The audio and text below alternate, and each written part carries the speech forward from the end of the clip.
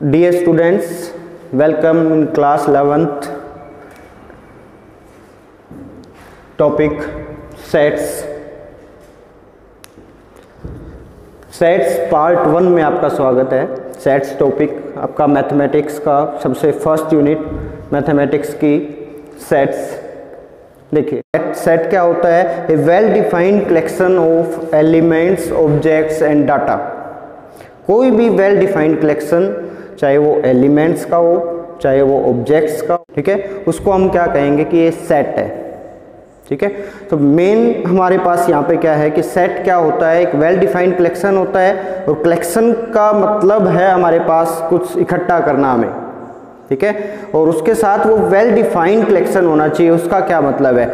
Well defined का मतलब है कि वो जो आपने कलेक्शन किया है, हम ये कहते हैं वोवल्स इन इंग्लिश अल्फ़ाबेट। ठीक है, कलेक्शन हो गया वोवल्स का। सभी से, किसी से भी हम अगर पूछेंगे तो वो क्या बताएगा उनके बारे में कि भाई वोवल्स A-E-I-O-U होता है।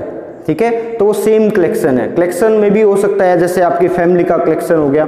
ठीक है, आप एक फैमिली में रहते हैं तो 5 मेंबर्स हैं, तो वो 5 मेंबर्स का कलेक्शन हो गया आपका। ठीक है, और उस फैमिली का जो नेम है वो उसको रिप्रेजेंट कर रहा है कि भाई इस फैमिली में ये बंदे हैं, वो सभी के लिए नोन है।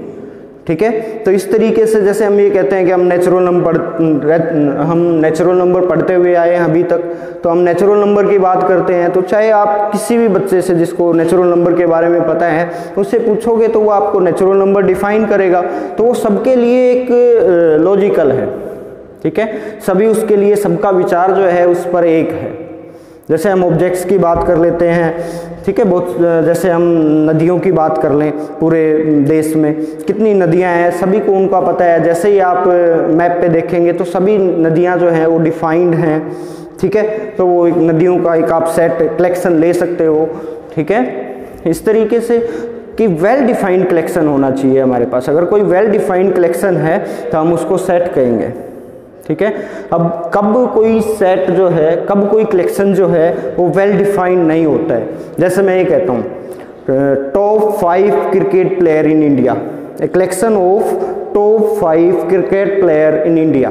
ठीक है, जब हम इसकी बात करते हैं, इंडिया में 5 टॉप क्रिकेट प्लेयर, ठीक है, तो आप देखिए आज के दिन अगर आप किसी से पूछते हो जो यंग है, 12th में है, 12th क्लास में पढ़ रहा है, उससे पूछोगे तो वो आपको कहेगा कि विराट कोहली बहुत बढ़िया प्लेयर है, रोहित शर्मा बहुत बढ़िया प्लेयर है, ठीक है, युवराज सिंह बहुत बढ़िया प्लेयर है, महेंद्र सिंह धोनी बहुत बढ़िया प्लेयर है।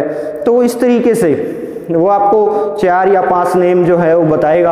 आप किसी दूसरे स्टूडेंट से पूछोगे वो आपको 4 या 5 नेम जो है और अलग से बताएगा। ठीक है, और आप किसी थर्ड पर्सन से पूछोगे तो वो भी आपको 4 या 5 जो नेम हैं वो बिल्कुल डिफरेंट बताएगा।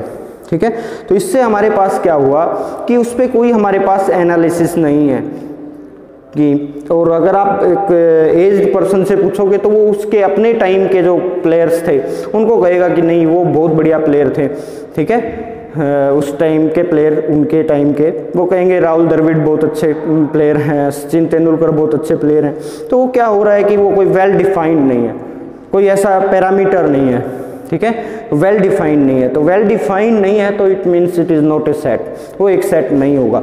जैसे हम कह देते हैं, हमारी सिटी के लिए ही ले लेते हैं एक एग्जांपल कि भाई बेस्ट सिटी के लिए ले लेते हैं कि rich person, 4 rich person in our city.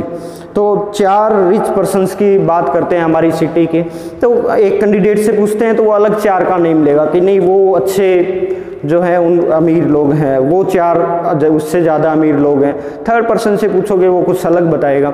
तो क्या हो गया? इट मीन्स क्या होगा? ओवरऑल कंक्लूजन क्या है कि it is not a set, वो एक सेट नहीं हो सकता, क्योंकि वो कलेक्शन तो है बट वो वेल डिफाइंड कलेक्शन नहीं है। अगर कोई कलेक्शन वेल डिफाइंड कलेक्शन नहीं है तो it means it is not a set, वो सेट नहीं हो सकता।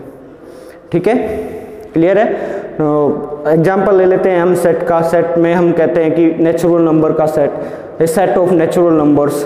तो नेचुरल नंबर्स सभी के लिए नोन है, सभी बता पाएंगे आपको स्टूडेंट्स कि नेचुरल नंबर क्या होते हैं। ठीक है, तो जिनके बारे में हम वेल नोन हैं, जो वेल डिफाइंड हैं, वो हमारे पास सेट होते हैं। ठीक है, तो ये well defined collection of elements, objects और data, a well defined collection of elements, objects and data। जो वेल डिफाइंड कलेक्शन होगा हमारे पास एलिमेंट्स का, ऑब्जेक्ट्स का, डाटा का, that is known as set. वो एक सेट होगा हमारे पास। सेकंड जो है पार्ट आता है हमारे पास रिप्रेजेंटेशन ऑफ सेट। कैसे हम सेट को रिप्रेजेंट करेंगे।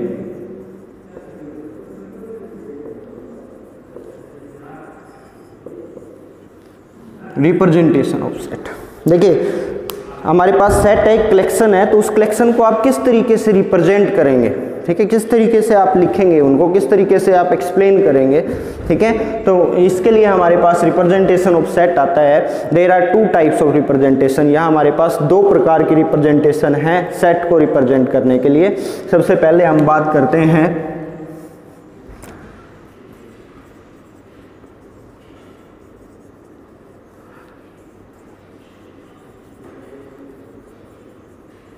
रोस्टर फॉर्म और tabular form.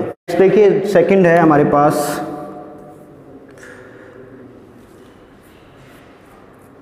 Set builder form.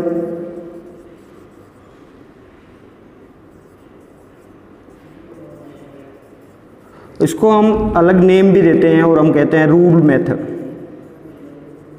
देखिए दो टाइप से हम सेट को रिप्रेजेंट कर सकते हैं। सबसे पहला है हमारे पास रोस्टर फॉर्म और tabular form. Second one is set builder form और रूल मेथड, ठीक है। देखिए अब सबसे पहले हम पढ़ते हैं रोस्टर फॉर्म। रोस्टर फॉर्म में आप किस तरीके से डाटा को रिप्रेजेंट करते हैं, ठीक है। रोस्टर फॉर्म को रिप्रेजेंट करने के लिए हम देखिए कोई भी अगर हमारे पास डाटा है, अगर हमें उसको रोस्टर फॉर्म या टेबुलर फॉर्म में रिप्रेजेंट करना है तो हम उस डाटा को कोमाद से सेपरेट करेंगे, करली ब्रैकेट्स में क्लोज करेंगे, ठीक है। अगर हमारे पास देखिए फॉर एग्जांपल मैं बता देता हूँ आपको, जैसे हमने एक एग्जांपल लिया था स्टार्टिंग में ही, set of vowels in English alphabet, ठीक है। अगर हम इस सेट को रिप्रेजेंट करना चाहते हैं, सेट जो है वो ए सेट है, ठीक है, इसको हम रिप्रेजेंट करना चाह रहे हैं तो करली ब्रैकेट्स में क्लोज करेंगे और कोमाद से सेपरेट करेंगे, ठीक है। सेट ए देखिए फॉर एग्जांपल हमने लिया रोस्टर फॉर्म में रिप्रेजेंट किया, क्या करेंगे हम एलिमेंट्स को करली ब्रैकेट्स में क्लोज करेंगे एंड कोमाद से सेपरेट करेंगे, ठीक है। That is the way to represent roster form या टेबुलर फॉर्म, ठीक है। इसी का दूसरा रोस्टर फॉर्म को ही हम टेबुलर फॉर्म भी कहते हैं, ठीक है। एक और हम एग्जांपल ले लेते हैं, जैसे सेट बी जो है वो ले लिया हमने। Set B is set of all natural numbers. सभी नेचुरल नंबर्स का जो सेट है वो हमारे पास सेट बी है, ठीक है। तो ये हमारे पास ये हमने सेट बी को रिप्रेजेंट कर दिया आपके सामने। सेट बी जो है set of all natural numbers. Set जो नेम होता है, सेट नेम की बात हम करते हैं। सेट नेम जो है वो हमेशा capital letter of English alphabet, ठीक है। सेट नेम जो है वो हमेशा कैपिटल लेटर को रिप्रेजेंट करेंगे हम, ठीक है। सेट नेम कैपिटल लेटर से रिप्रेजेंट करेंगे,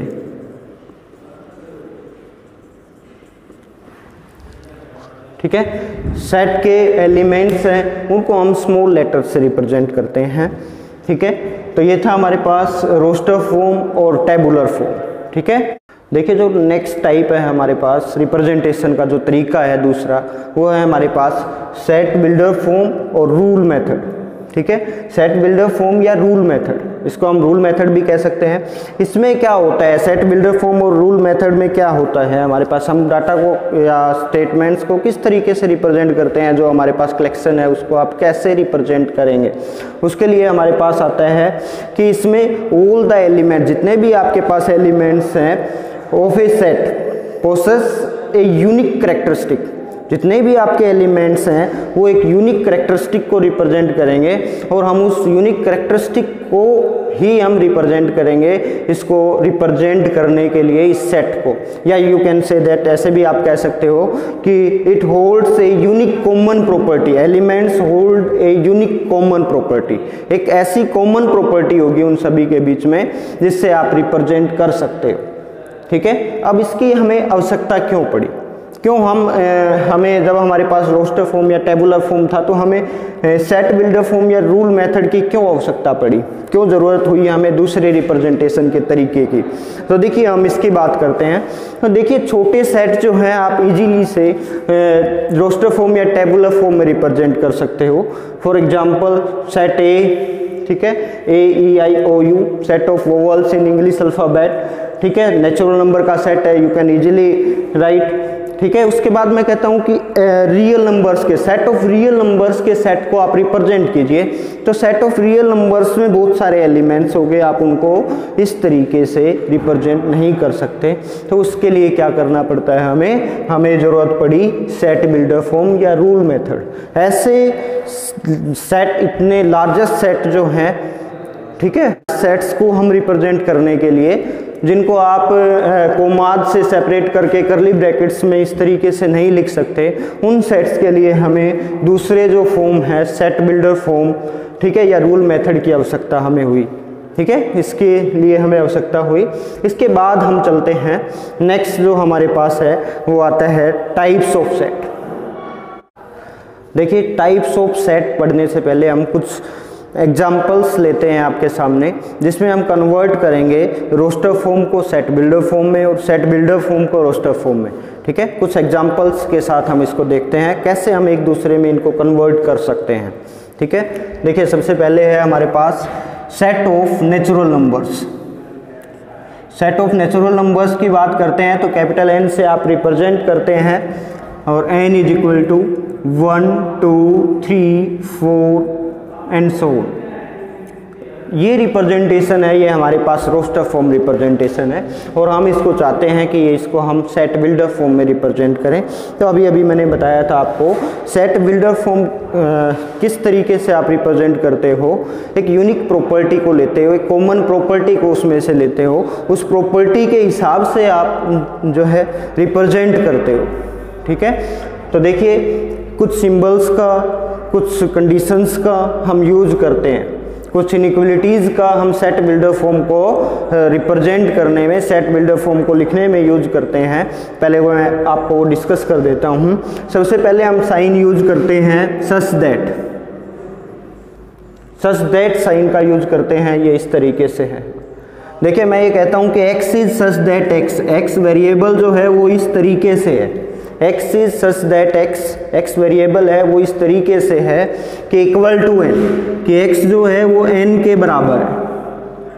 अब देखिए अब इस प्रॉपर्टी को मैं, इसकी कॉमन प्रॉपर्टी है कि ये सभी नेचुरल नंबर हैं, तो मैं ये कह देता हूँ कि n belongs to natural number. n किसको बिलोंग करता है, यहाँ पे नेचुरल नंबर को बिलोंग कर रहा है, तो n belongs to natural number. तो देखिए ये है हमारे पास बिलोंग्स टू का साइन, किसका साइन है ये, बिलोंग्स टू, ठीक है, कि हम बिलोंग करते हैं इससे। जैसे मैं ये कहता हूँ कि हम महेंद्रगढ़ से बिलोंग करते हैं, या जो भी जिस सिटी में रहता है वो कहता है कि मैं इस सिटी से बिलोंग करता हूँ। तो इसी तरीके से मैथमेटिक्स में भी 1 जो है वो नेचुरल नंबर को बिलोंग करता है, 2 है वो नेचुरल नंबर को बिलोंग करता है, 0 है वो होल नंबर्स को बिलोंग करता है। इस तरीके से बिलोंग टू और डज नॉट बिलोंग टू, ठीक है, दोनों साइन हमारे पास मैथमेटिक्स में यूज होते हैं। ये है हमारे पास बिलोंग्स टू का साइन। अगर हम डज नॉट बिलोंग्स टू की बात करते हैं तो वो इस तरीके से हम बनाते हैं, ठीक है। तो ये साइन है n बिलोंग्स टू n, तो स्मॉल n है ये बिलोंग कर रहा है किसको, कैपिटल N को। और कैपिटल N किसको बिलोंग करता है, कैपिटल N कर रहा है बिलोंग 1 2 3 4। इट मीन्स क्या है कि जो x है ये एक बार इसका मान 1 है जब n 1 के बराबर है, एक बार इसका मान 2 है जब n 2 के बराबर है, फिर 3 है, 4 है, 5 है एंड सो ऑन, और इसी तरीके से। तो ये आपकी रिप्रेजेंटेशन जो है ये बन गया आपकी रिप्रेजेंटेशन जो है सेट बिल्डर फॉर्म में।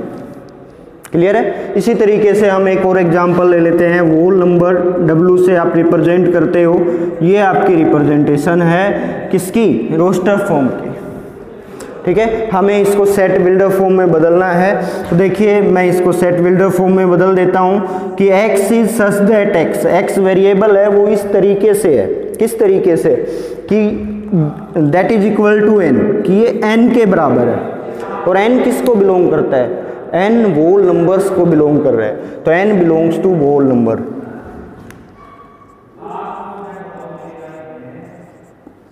होल नंबर्स की बात कर रहे थे हम, होल नंबर्स की बात कर रहे हैं तो यहाँ पे x is such that x इस तरीके से है कि वो n के बराबर है, किसी n वेरिएबल के बराबर है, और n वेरिएबल है वो किसको बिलोंग करता है, होल नंबर्स को बिलोंग कर रहा है। तो वही सेम प्रोसेस हमारे पास स्टार्ट हो गया इस तरीके से, ये हम रिप्रेजेंट कर दिया किया हमने किसको, होल नंबर्स को रोस्टर फॉर्म से सेट बिल्डर फॉर्म में रिप्रेजेंट किया।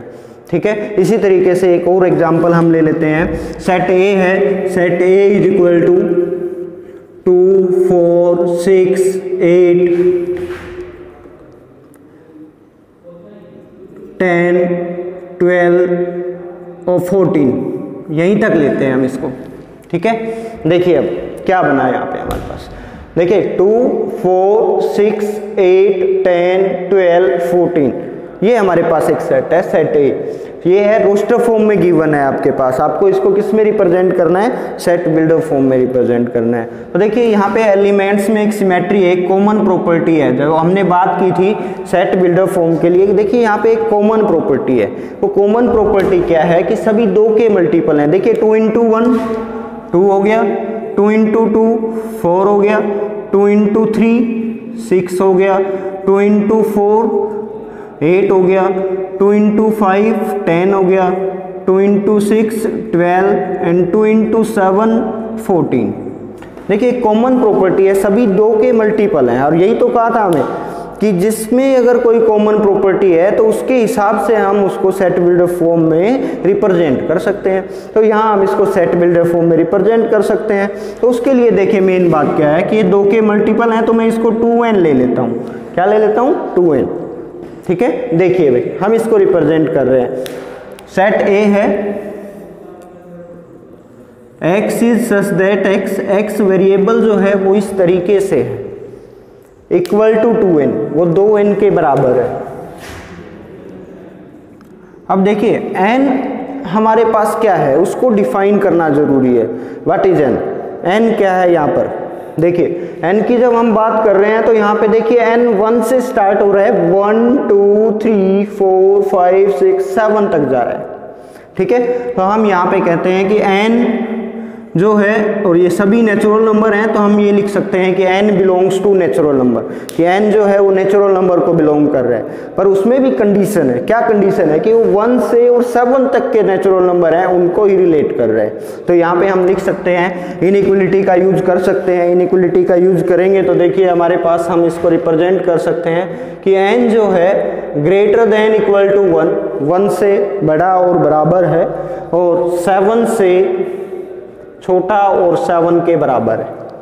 ठीक है, तो हमने पहले भी बताया था आपको, कंडीशन से, इनइक्वलिटीज से, स्टेटमेंट से हम डाटा को सेट बिल्डर फॉर्म में रिप्रेजेंट कर सकते हैं। ठीक है, तो ये कुछ एग्जांपल्स थे हमारे पास जो हमने अभी आपको बताया कि हम सेट बिल्डर फॉर्म से रोस्टर फॉर्म में कन्वर्ट कर सकते हैं, रोस्टर फॉर्म से सेट बिल्डर फॉर्म में कन्वर्ट कर सकते हैं। ठीक है, अब इसके बाद हम पढ़ते हैं टाइप्स ऑफ सेट। देखिए हम बात कर रहे हैं टाइप्स ऑफ सेट। सबसे पहले हमारे पास आता है टाइप्स ऑफ सेट में फाइनाइट सेट और इनफाइनाइट सेट। देखिए हमारे पास आता है फाइनाइट सेट और infinite set. Finite set name से ही हमें पता लग रहा है फाइनाइट। फाइनाइट मीन्स क्या है, फाइनाइट मीन्स है हमारे पास कि जिसके नंबर ऑफ एलिमेंट्स काउंटेबल हो। हम नंबर ऑफ एलिमेंट्स जिस सेट के काउंट कर सकते हैं, ऐसा कलेक्शन जिसकी हम टोटल स्ट्रेंथ काउंट कर सकते हैं। ठीक है, उस सेट को हम क्या कहेंगे कि वो सेट फाइनाइट सेट है। ठीक है, फाइनाइट सेट में हमेशा क्या होता है कि उस सेट, ऐसा सेट जिसके हम नंबर ऑफ एलिमेंट्स काउंट कर सकते हैं, the set is known as finite set. For example हम एक सेट लेते हैं आपके पास, पहले भी आपको बताया हमने, set of vowels in English alphabet. Set A is equal to AEIOU।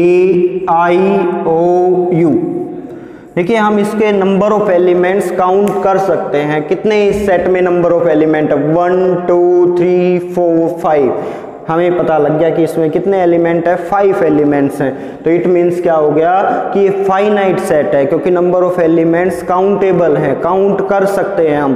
तो the set is known as finite set. Second जो है हमारे पास आता है इनफाइनाइट सेट।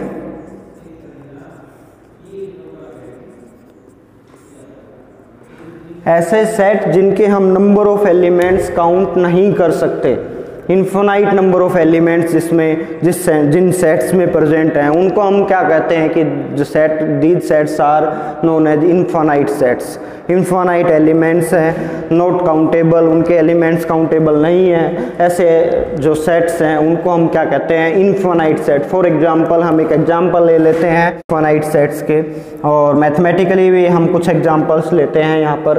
देखिए सबसे पहले हमारे पास आता है set of natural numbers. Set of natural numbers की हम बात करते हैं तो देखिए सेट ऑफ नेचुरल नंबर में क्या है, 1 2 3 up to so on infinity तक जाएगा। क्या आप बता सकते हो कि total number of natural numbers कितने हैं, संख्या कितनी है इनकी? इनफाइनाइट है, तो हम काउंट नहीं कर सकते। तो the set is known as infinite set. तो ये सेट कैसा सेट है, ये इनफाइनाइट सेट है। बहुत सारे हैं, set of integers, set of rational numbers, set of irrational numbers, set of real numbers, ये सारे सेट क्या हैं, दीज आर इनफाइनाइट सेट्स जिनके नंबर ऑफ एलिमेंट्स हम काउंट नहीं कर सकते। ठीक है, उसके बाद हम फाइनाइट सेट के कुछ सेट्स हैं डिफरेंट टाइप के, उनकी स्टडी कर लेते हैं। तो सबसे पहले आता है हमारे पास फाइनाइट सेट में नल सेट, इसको हम ये भी कह सकते हैं वॉइड सेट, इसको हम ये भी कह सकते हैं एम्प्टी सेट।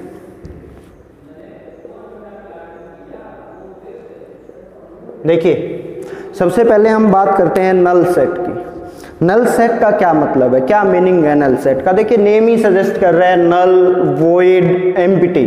इसका मतलब है कि ऐसा सेट जिसमें कोई भी एलिमेंट प्रेजेंट नहीं हो। A set which have no element, एक ऐसा सेट जिसमें कोई भी एलिमेंट प्रेजेंट नहीं है, the set is known as null set, void set और एम्प्टी सेट। या ये कह सकते हैं set containing elements zero, number of elements are zero. A set having number of elements are zero, the set is known as null set, void set और empty set। ठीक है, जरा सा एक छोटा सा हम आपका एक एग्जांपल लेते हैं यहाँ पे इसके लिए, नल सेट के लिए। देखिए x is such that x इस तरीके से है कि वो n के बराबर है। n belongs to natural number, n जो है वो नेचुरल नंबर को बिलोंग करता है, but it is greater than 5 but less than 6। ये 5 से ग्रेटर है n और 6 से जो है स्मॉलर है, तो it means it have no natural number in between them.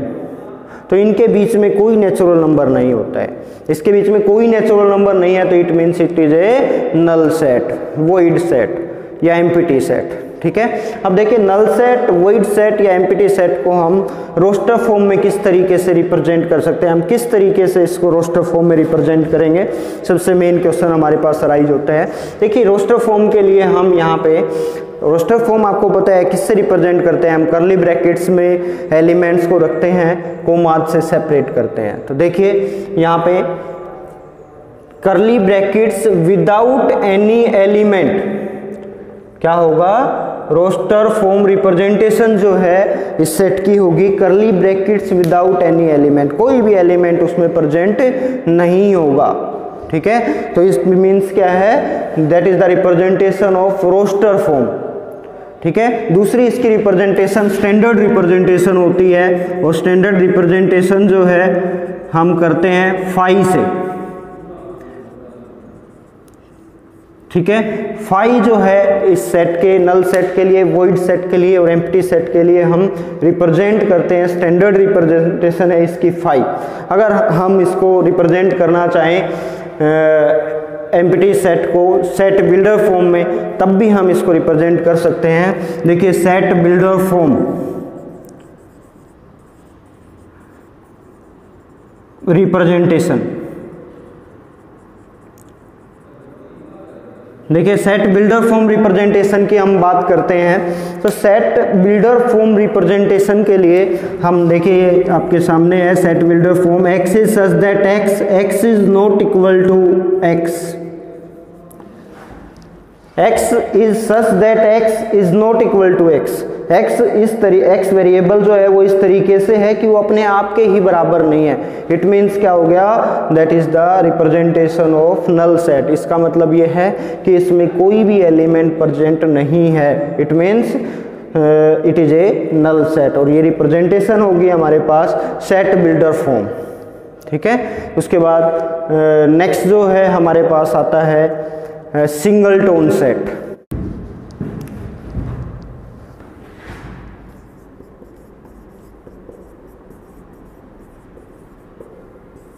Next हमारे पास है single tone set. Single tone set, single tone, देखो नेम से ही सजेस्ट हो रहा है single tone means single element containing set. ऐसा सेट जिसमें केवल एक एलिमेंट हो, उस सेट को हम क्या कहेंगे, set containing only one element is known as singleton set.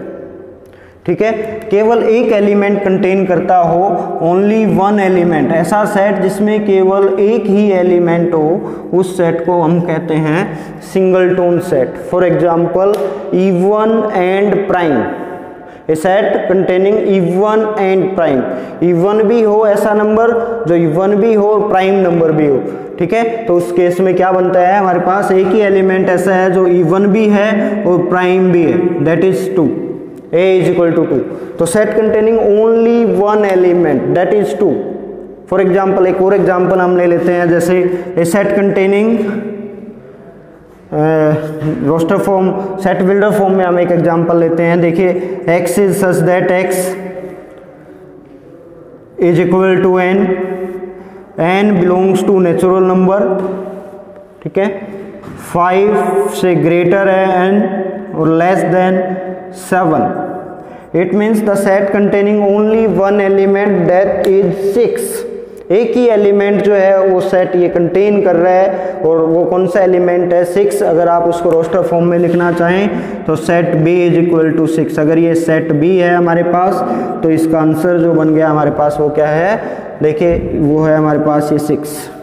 ठीक है, देखिए x is such that x इस तरीके से है कि वो n वेरिएबल के बराबर है, n belongs to natural number, n किसको बिलोंग कर रहा है, नेचुरल नंबर को।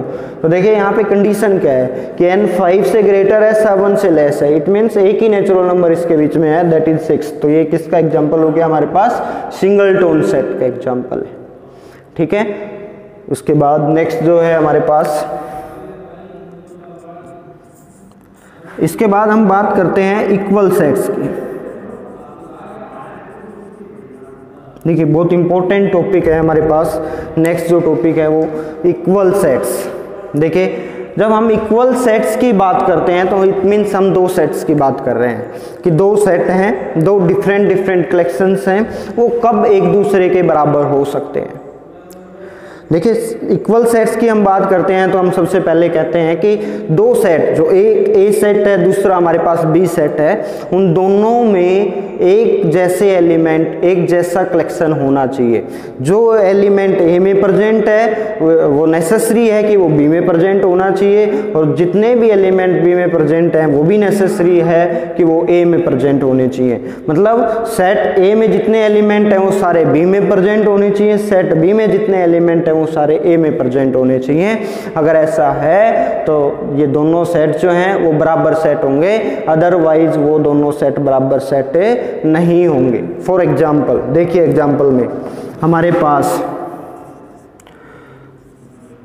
Set A is equal to 1 2 3 4 and the set B is equal to 1 3 2 4। देखिए हमारे पास A के सभी एलिमेंट जो हैं वो B में प्रेजेंट है। देखिए 1 1 2 2 3 3 4 4 प्रेजेंट हैं। इट मीन्स क्या हो गया कि जो A के एलिमेंट हैं वो सभी एलिमेंट B में प्रेजेंट हैं और B के सभी एलिमेंट A में प्रेजेंट हैं, पर ऐसा है कि उनकी पोजीशन डिफरेंट है। तो देखिए पोजीशन से कोई भी मतलब नहीं होता इक्वलिटी का, तो ध्यान रखिए ये पोजीशन जो है कहीं भी हो, बस मेन बात ये है कि ए के सभी एलिमेंट बी में प्रेजेंट होने चाहिए और बी के सभी एलिमेंट ए में प्रेजेंट होने चाहिए। और एक और मैं इंपॉर्टेंट बात आपको बताने जा रहा हूँ। देखिए ये सेट सी है 1 2 2 3 4 4, क्या ए बी सी सेट तीनों सेट बराबर हैं? तो देखिए ध्यान दीजिए कि ये तीनों सेट बराबर हैं। क्यों बराबर हैं? क्योंकि यहाँ पे रिपीटेशन हो रही है। देखिए 2, 2, 4, 4, इट मीन्स रिपीटेशन का क्या मतलब है? रिपीटेशन हो रही है तो फिर भी तो एलिमेंट तो 2 ही है। जैसे हम एक छोटा सा सिंपल वैसे एग्जांपल ले लेते हैं दैनिक लाइफ से कि एक आपके पास नोकिया फोन्स का शोरूम है, तो उसमें क्या है, बहुत सारे नोकिया के फ़ोन्स हैं। हम ये कहें 10 नोकिया के फ़ोन्स हैं या 20 नोकिया के फ़ोन्स हैं या 50 नोकिया के फ़ोन्स हैं, उसका तो कोई मतलब नहीं है। क्या है, वो एक कलेक्शन है, नोकिया फ़ोन्स का कलेक्शन है। ठीक है, तो इस तरीके से रिपीटेशन जो है वो चाहे कितनी बार भी हो सेट में, वो काउंटेड एक बार ही रहेगी कि बस उसमें एलिमेंट जो है वो 2 प्रेजेंट है। चाहे ये 2 4 बार आए, चाहे ये 5 बार आए, चाहे 10 बार आए, चाहे के टाइम्स आए, ये केवल एक बार ही काउंट होगा कि इस सेट में एलिमेंट 2 है। और हम ये कह सकते हैं एलिमेंट 2 बिलोंग्स टू सेट सी, कि एलिमेंट 2 है वो सेट सी को बिलोंग करता है। ठीक है, कि एलिमेंट 2 जो है वो सेट सी को बिलोंग करते हैं। तो इन दिस वे हम ये कह सकते हैं कि set A, set B and set C तीनों ही सेट जो है वो इक्वल सेट हैं, एक दूसरे के बराबर सेट हैं। ठीक है, उसके बाद नेक्स्ट जो आता है हमारे पास एक स्टेटमेंट है cardinal number of a set. बहुत इंपॉर्टेंट स्टेटमेंट है कि कार्डिनल नंबर किसी भी सेट का क्या होगा। ठीक है, इसको पढ़ते हैं अब हम। देखिए हमारे पास कार्डिनल नंबर है, cardinal number of a set.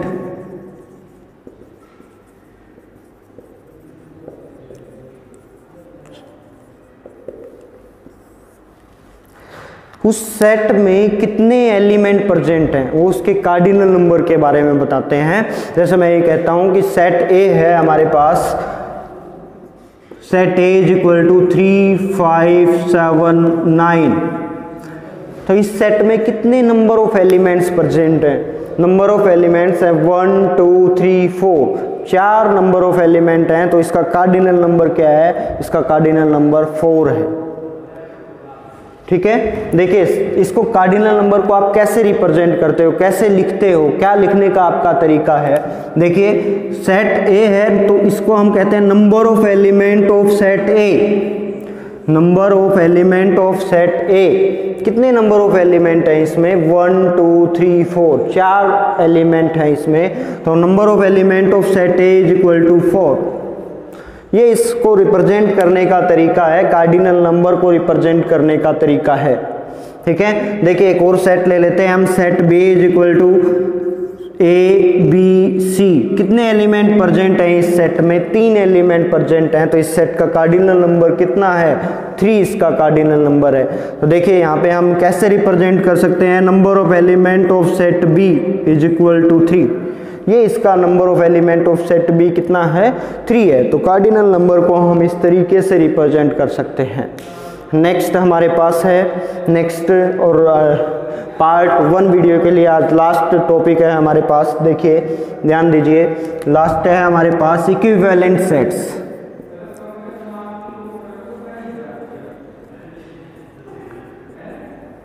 देखिए अभी हमने इक्वल सेट पढ़ा, तो इक्वल सेट में हमने क्या पढ़ा कि ए के एलिमेंट बी में प्रेजेंट हों और बी के एलिमेंट ए में प्रेजेंट हों, सेम एलिमेंट्स प्रेजेंट हों, तो उन सेट्स को हम क्या कहते हैं? Equal set. अब हमारे पास कार्डिनल नंबर के बाद आया हमारे पास इक्विवेलेंट सेट। इक्विवेलेंट सेट क्या कहता है? कहता है कि यदि दो जो आपके सेट हैं उनके कार्डिनल नंबर अगर दोनों सेट्स के बराबर हैं तो इट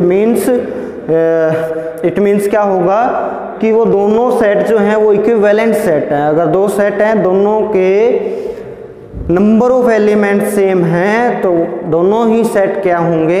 एक दूसरे के इक्विवेलेंट सेट हैं। फॉर एग्जांपल देखिए set A is equal to 3 2 1 and set B is equal to A B C.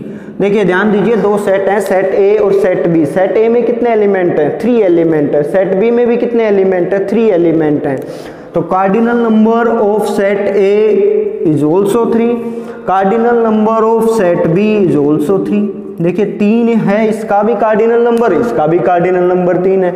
It means क्या हो गया, ये दोनों सेट जो हैं इक्विवेलेंट सेट हैं।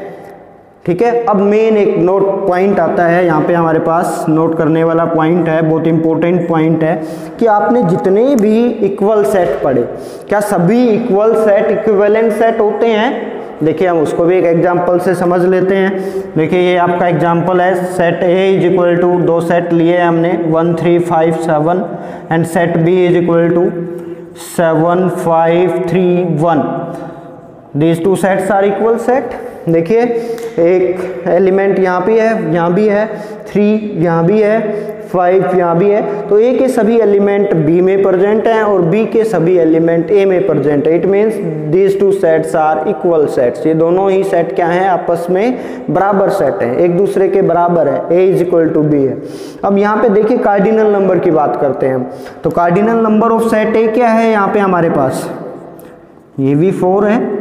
Cardinal number of set B क्या है, ये भी हमारे पास 4 है। इट मीन्स क्या हो गया, these are also equivalent set. इसका मतलब ये है कि ये ए और बी अगर इक्वल सेट हैं तो ये इक्विवेलेंट सेट भी हैं। तो यहाँ पे हमारे पास एक मेन इंपॉर्टेंट लाइन बनती है नोट करने के लिए कि every equal sets are equivalent but every equivalent set are not always equal.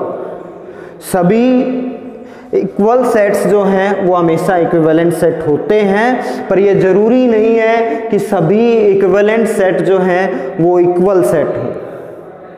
ठीक है, एक बार फिर से मैं इस बात को रिपीट कर देता हूँ, बहुत इंपॉर्टेंट कंसेप्ट है आपके लिए, बहुत इंपॉर्टेंट जो है पॉइंट है कि सभी इक्वल सेट्स जो हैं वो इक्विवेलेंट सेट होते हैं, पर सभी इक्विवेलेंट सेट ये जरूरी नहीं है कि वो इक्वल सेट हों। ठीक है, आज के वीडियो के लिए इतना ही। जो नेक्स्ट जो वीडियो आएगा आपका, उसमें हम सबसेट के बारे में डिस्कस करेंगे, पार्ट 2 सेट्स का। ठीक है, थैंक यू वेरी मच।